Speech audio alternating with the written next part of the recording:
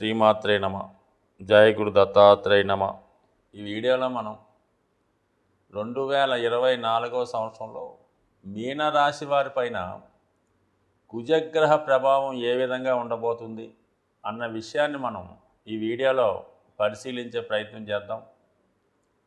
మీనరాశి వారికి కుజుడు ధన భాగ్యాధిపతి, రాస్యాధిపతి గురునికి మిత్రగ్రహం. ఈ కారణం వల్ల కుజుని యొక్క బలాన్ని బట్టే జాతకుడి యొక్క అదృష్టం ఆధారపడి ఉంటుంది. కుటుంబ విషయాలు కూడా సరే కానీ మెయిన్ భాగ్యస్థానం ఇంపార్టెంట్ కాబట్టి ఒక జాతకంలో జాతకుడు జీవితంలో రాణించాలన్నా, సంతాన విషయాలు, వివాహ విషయాలు, ఆర్థిక విషయాలు అనుకూలంగా ఉండాలంటే భాగ్యస్థానం అనుకూలంగా ఉండాలి. అంటే కుజగ్రహాన్ని స్ట్రెంత్ ఎంత బలంగా ఉంటే జాతకుడు జన్మ జాతకంలో మరి ఈ జాతకుడు అంత అదృష్టవంతుడు అవుతాడు. ఎవరికైనా సరే, ముఖ్యంగా స్త్రీల జాతకంలో కుజబలం లేనిదే వాళ్ళ వివాహం కానీ సంతానం కానీ, ముఖ్యంగా స్త్రీలకు సంబంధించిన గర్భకోశ వ్యాధులు కూడా కుజుడే కారణం అవుతుండడం. సో సంతానం కలగాలన్నా, మంచి భర్త రావాలన్నా, తొందరగా వివాహం రావాలన్నా కూడా కుజుడు బలం తప్పనిసరిగా ఉండాలి. అందుకే మన వాళ్ళు కుజ దోషానికి అంత ఇంపార్టెన్స్ ఇవ్వడం జరిగింది. అదే మగవారి జాతకంలో కుజుడు బలహీనంగా ఉంటే ఆ జాతకుడు జీవితాంతం ఇతరుల మీద ఆధారపడడం, ఎటువంటి పని ఎటువంటి ఉద్యోగం చేయకుండా ఇంట్లో వాళ్ళని ఇబ్బంది పెట్టడం, ఇతరుల మీద ఆధారపడడం, కొంతమంది గుండాలుగానో ఎందుకు పనికిరాని వాళ్ళుగానో తయారవడం జరుగుతుంటుంది. సో ఈ విధంగా ఒక వ్యక్తి జీవితంలో అభివృద్ధి చెందాలన్నా, ఒక గృహం నిర్మించుకొని సొంతంగా వ్యవహరించాలన్నా, స్థిరాస్తి సంబంధించిన విషయాలు కలిసి రావాలన్నా, ఉద్యోగం పొందాలన్నా కూడా కుజుడు తప్పనిసరిగా బలంగా ఉంటేనే ఆ జాతకుడు జీవితంలో అదృష్టవంతుడిగా మారుతూ ఉంటాడు. మరి ఈ రాశి వారికి మరీ 100% కుజుడు బలంగా ఉండాలి. ఏ లగ్నం వారికైనా భాగ్యాధిపతి బలంగా ఉంటే మిగతా విషయాలు అనుకూలంగా ఆటోమేటిక్గా బాగుంటాయి. మరి ఇక్కడ కుజుడే భాగ్యాధిపతి అయ్యాడు కాబట్టి తప్పనిసరిగా మరి కుజుడు బలవంతుడిగా ఉండాలి. అంటే మకర రాశిలో ఉచ్చులో కానీ, స్వక్షేత్రంలో కానీ, భాగ్యస్థానంలో కానీ, మిత్రక్షేత్రాల్లో కానీ, శుభగ్రహాలతో కలిసి కానీ అనేక విధాలుగా కుజబలం సద్బలాల రూపంలో నిర్ణయించవచ్చు.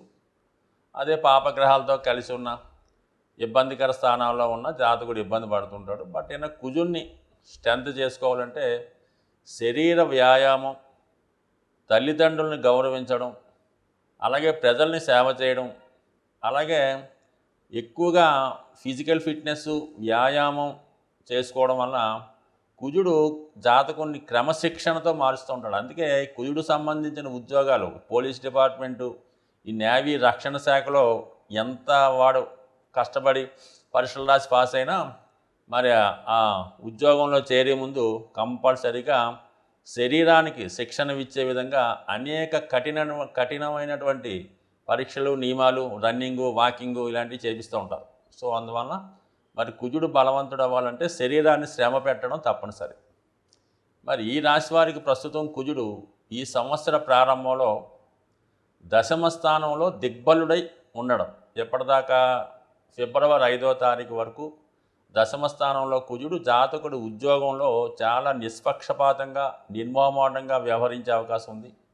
అలాగే ఉద్యోగంలో అభివృద్ధి, ప్రమోషన్ లాంటివి పొందే అవకాశం ఇంచుమించుగా మరి జాతకుడికి అతి తొందరలో, అంటే ఈ 2024 సంవత్సరంలో మార్చి 15 లోపల జాతకుడికి కంపల్సరీగా వృత్తిలో ప్రమోషన్ లభించడం, ప్రైవేటు ఉద్యోగస్తులు అయితే వాళ్ళకి తగు విధంగా అభివృద్ధి, వ్యక్తిగత హోదాలో ఉన్నవాళ్ళు వాళ్ళ యొక్క వేతనాలు కానీ, మొత్తం మీద ఆదాయం కానీ పెరిగే అవకాశం ఉంది.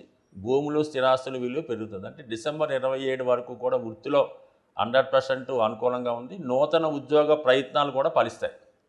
ఫిబ్రవరి 5 నుంచి మార్చి 15 మధ్యలో కుజుడు లాభస్థానంలో ఉంటాడు. అంటే భాగ్యాధిపతి లాభస్థానంలో ఉన్నప్పుడు దైవబలం కలిసి వస్తుంది, అదృష్టం కలిసి వస్తుంది, సంతానం అనుకూలంగా ఉంటారు.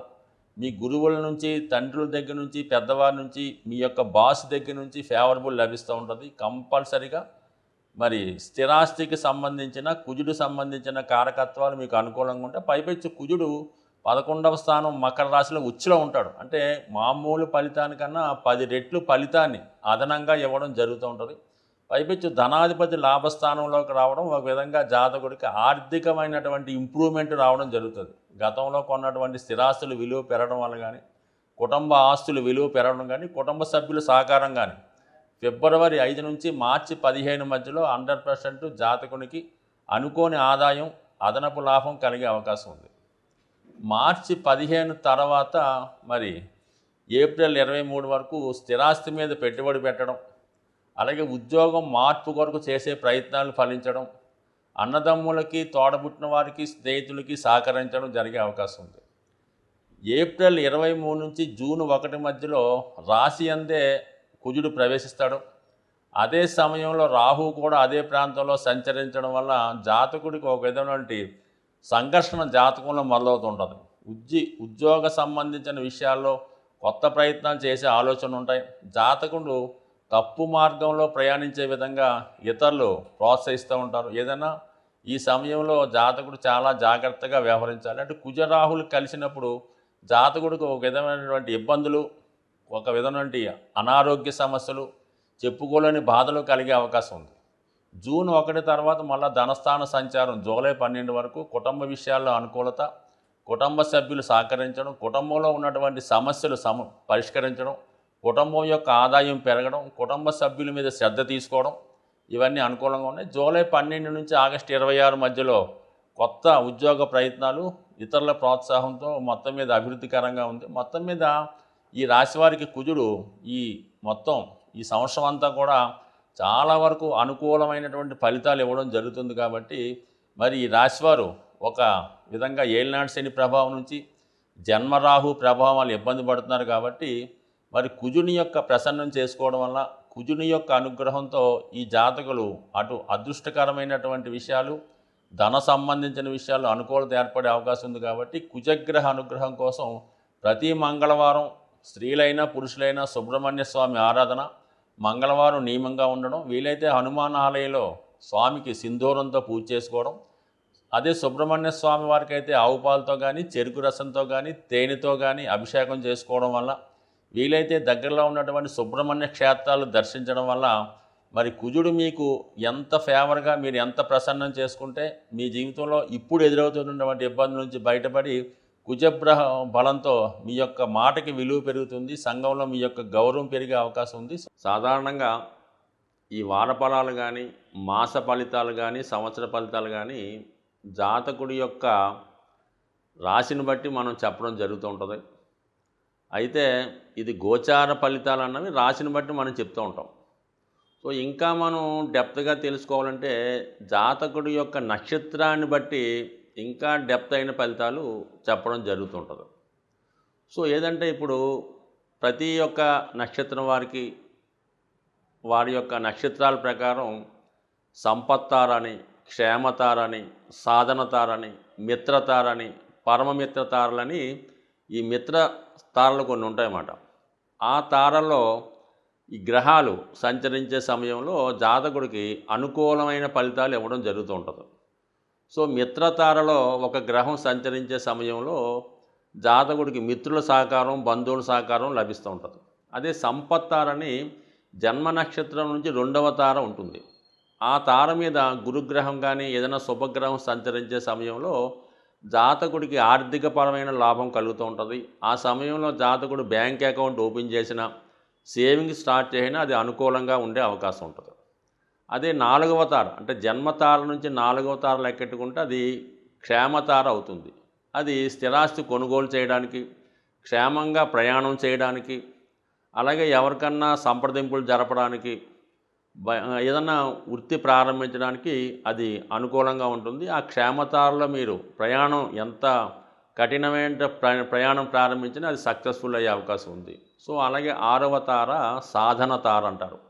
కోర్టు కేసుల్లో విజయం సాధించాలన్నా, మీరు వెళ్ళిన చోట అప్పు పుట్టాలన్నా, లేదంటే మీరు అప్పు తీర్చాలన్నా, అలాగే శత్రువులపై విజయం సాధించాలన్నా, ఒక యుద్ధానికి వెళ్ళాలన్నా, ఒక కోర్టుకి వెళ్ళాలన్నా సాధన తారలో మీరు పని స్టార్ట్ చేస్తే 100% విజయం సాధిస్తారు. ముఖ్యంగా విద్యార్థులు ఇంటర్వ్యూకి వెళ్ళినప్పుడు ఆ సాధనతారలో ఇంటర్వ్యూకి వెళ్తే ఉద్యోగంలో తప్పక విజయం లభిస్తూ ఉంటుంది.